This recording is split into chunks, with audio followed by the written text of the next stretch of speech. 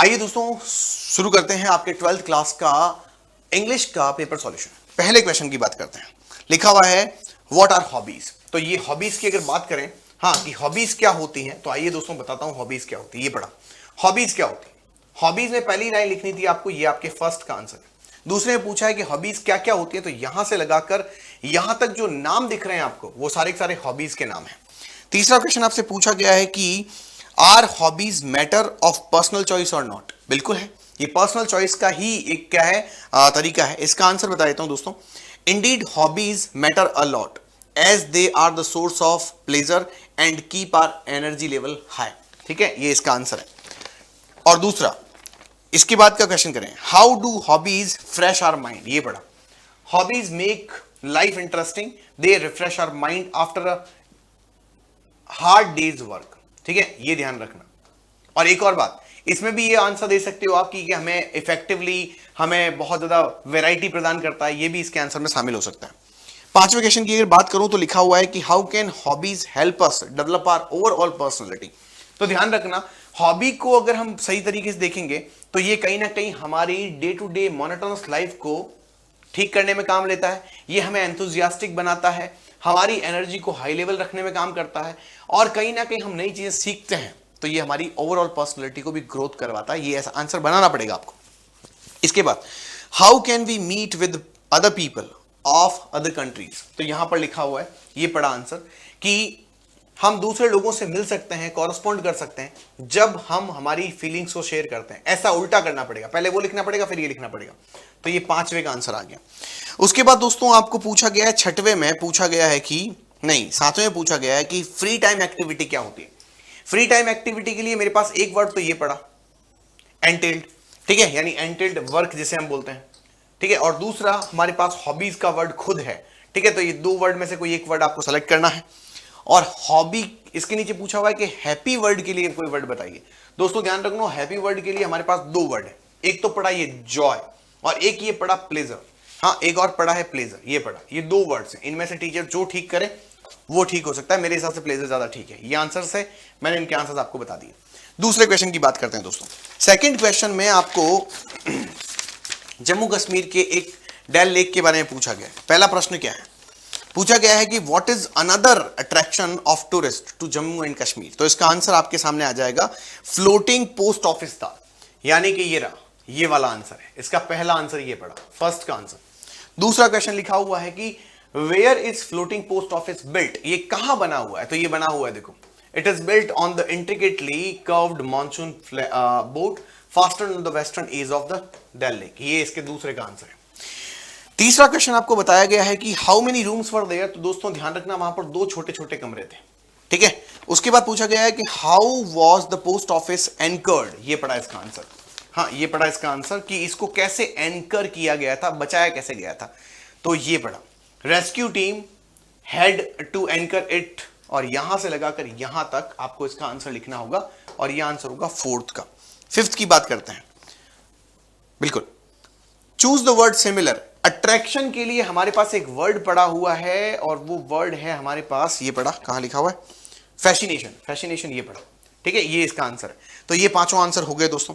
ठीक है, ये पांचों आंसर हो गए। अब देखो, यहां देखो आपको क्या करना था। आप एक इंजीनियर हैं और इंजीनियर पोस्ट के लिए आपको खुद को नौकरी चाहिए।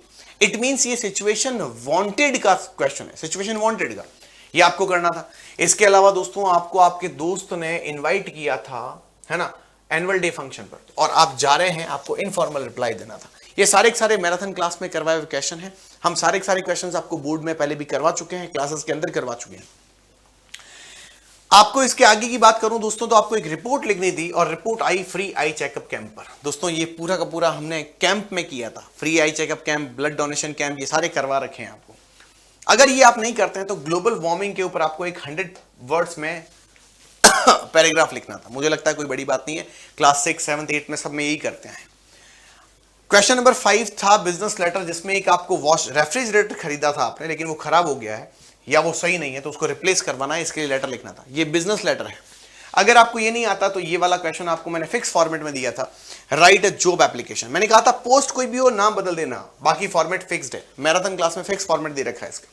आइए इस क्वेश्चन की बात करते हैं। He finished his work, he went to bed. दोस्तों ध्यान रखना, यहां पर इसका आंसर होना चाहिए he went to bed, he went to bed after finishing his work। क्या आएगा? आफ्टर फिनिशिंग हिज वर्क आ जाएगा। ठीक है, उसमें आएगा I do not know the time, तो इसमें आएगा I do not know the time when the school reopens, then हटा देना पीछे से। ठीक है दोस्तों, देन हटा देना। यहां क्या लिखा? I am sure I will finish the work. पहले तो ये बता देता हूं, ये सेंटेंस होना चाहिए था कॉम्प्लेक्स में, इन्होंने दिया है कंपाउंड में। कंपाउंड में ये एक, फिर बता रहा हूं, चैलेंजिंग क्वेश्चन है। चैलेंजिंग मतलब मैं चाहूं तो इसके ऊपर चैलेंज कर सकता हूं कि ये क्वेश्चन आपने ठीक नहीं दिया, लेकिन बात यह है कि इसे कंपाउंड में देना ठीक नहीं है, कॉम्प्लेक्स में देते तो ठीक होता था। I am sure that I will finish the work, लेकिन ऐसा नहीं है। प्रश्न क्या कह रहा है? कह रहा है कि I will finish the work so I am sure. उल्टा करना है, ये पहले लिखना था और उसके बाद सो लगाना था, या फिर हेंस लगाना था और उसके बाद आई एम श्योर वाला आंसर लगाना है। क्योंकि कंपाउंड बोल दिया है तो हमारे पास ऑप्शन नहीं। ये बड़ा नॉर्मल सा आंसर है, इसमें कुछ नहीं करना, आपको इन दोनों वर्ड्स को हटाकर सीइंग लगाना है।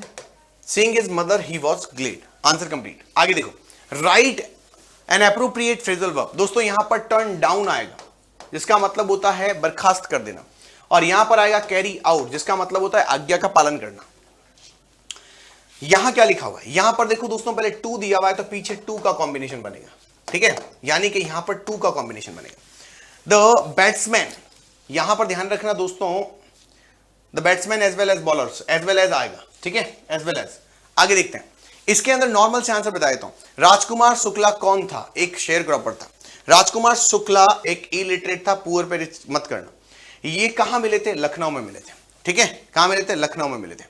ठीक है, और उसके बाद अगर बात करें तो फिर यहां पर एवरीवेयर आएगा कि वो कहां कहां गया था। पीजेंट वर्ड यहां पर यूज किया गया है किसके लिए? फार्मर के लिए। आगे चलिए दोस्तों, 11वें क्वेश्चन की बात करें तो साहेब कहां का था और कहां से कहां आया था? आपको पता होना चाहिए कि साहेब जो है ढाका में रहता था, 1971 में बांग्लादेश से यहां पर आया था। ठीक है, और ये गार्बेज ढूंढता था, आप सबको पता है। ये इंपॉर्टेंट क्वेश्चन मैंने दिया था आपको। डगलस का प्लानिंग बतानी है, जब वो 9 फीट में गिर जाता है तब क्या होता है? इंपॉर्टेंट क्वेश्चन था। रेड ट्रैप के अंदर उसको दुनिया गोल है या दुनिया एक बहुत गोल नहीं, दुनिया एक रेड ट्रैप है, ये आइडिया कहां से आता है? ये इंपॉर्टेंट क्वेश्चन की लिस्ट में था हमारे। सोफी और जेंसी जो था, हाँ, उसके बारे में आपको बताना था कि सोफी जो है वो क्यों नहीं चाहती है कि जेंसी को कोई बात पता चले, क्योंकि he called her a noisy girl, वो सब जगह बात फैला देगी, ये उसे डर था। इंपॉर्टेंट है कहकर भेजा था। ठीक है, ये सारे के सारे क्वेश्चन वहीं से आए हैं जहां से मैंने आपको इंपॉर्टेंट बताए हैं, इवन स्टेंजास वहीं से आए हैं। ठीक है, और ये वहीं से क्वेश्चन लिए गए सारे के सारे, ध्यान रखना। आप क्रॉस मैच करना, आपको पता चलेगा कि मैराथन से कितनी क्लासेस आई हैं। ठीक है दोस्तों, अब लास्ट में चलता हूं। ये वाला क्वेश्चन कोई बहुत बड़ी बात नहीं है, उसने शादी करी थी, ये ध्यान रखना। और जियोलॉजिकल फिनोमेना में whatever we are acting, whatever we are committing, the result of those kinds of commitments and activities can be seen in Antarctica's collapsing ice sheets. ठीक है, मेल्टिंग आइस शीट्स। डॉक्टर सदाव एक doctor थे, वो क्वेल्ट देने के लिए गई थी, बामा को उसके भाई ने बात बताई थी। जीत कलासा लंबे बाल रखना चाहती थी। कल्कि ने ये चैप्टर लिखा है और ये दुनिया का सबसे कोल्डेस्ट विंडेस्ट जगह थी। ठीक है दोस्तों, तो इस तरीके से 12th क्लास का ये पेपर आपके सामने मैंने सॉल्व कर दिया और मुझे उम्मीद है कि आप सभी लोगों को ये समझ में आया होगा। Thank you so much everyone, thank you guys.